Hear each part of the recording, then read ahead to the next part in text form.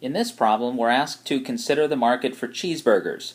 For each of the following changes, we're going to determine what's going to happen to the equilibrium price and equilibrium quantity in the market for cheeseburgers. First, we want to determine the effect that an increase in the price of cheese will have on the equilibrium price and quantity in the market for cheeseburgers. Cheese is an input into the production of cheeseburgers, and so therefore, if the price of cheese goes up, the production of cheeseburgers will become less profitable and producers will reduce their supply of cheeseburgers. So now what we need to do is determine the impact that a reduction in supply will have on equilibrium price and quantity.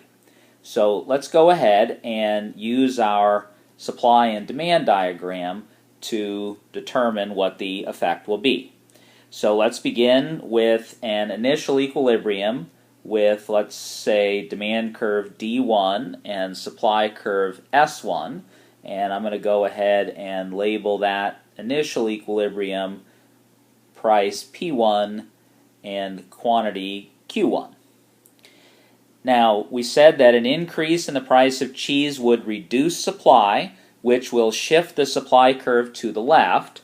So I'm going to shift the supply curve to the left from S1 to, I'm going to call it S2.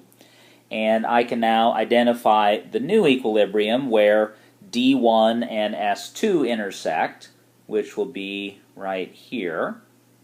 And let's label that new equilibrium price P2 and equilibrium quantity Q2.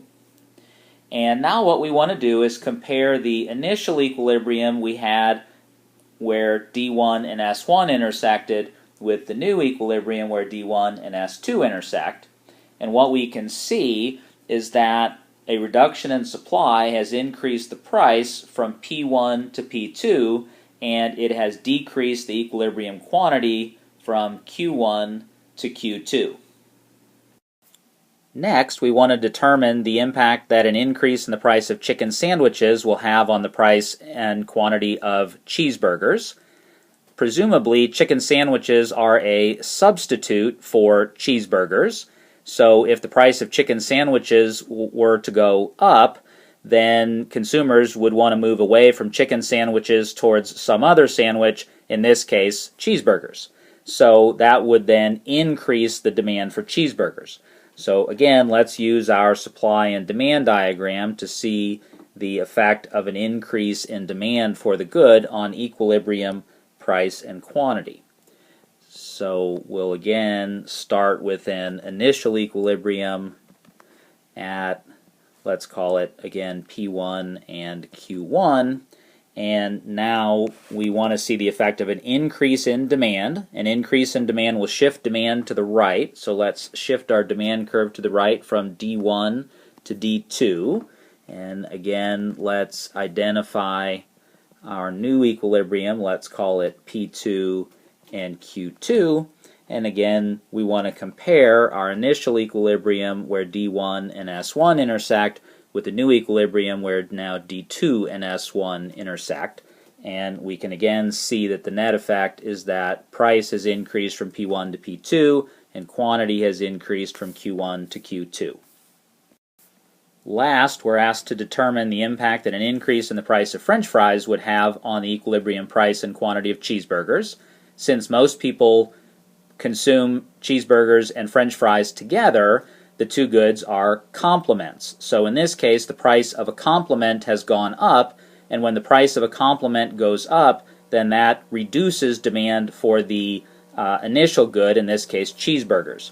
So again, let's use supply and demand to determine the effect that a decrease in demand will have on equilibrium price and quantity in the market.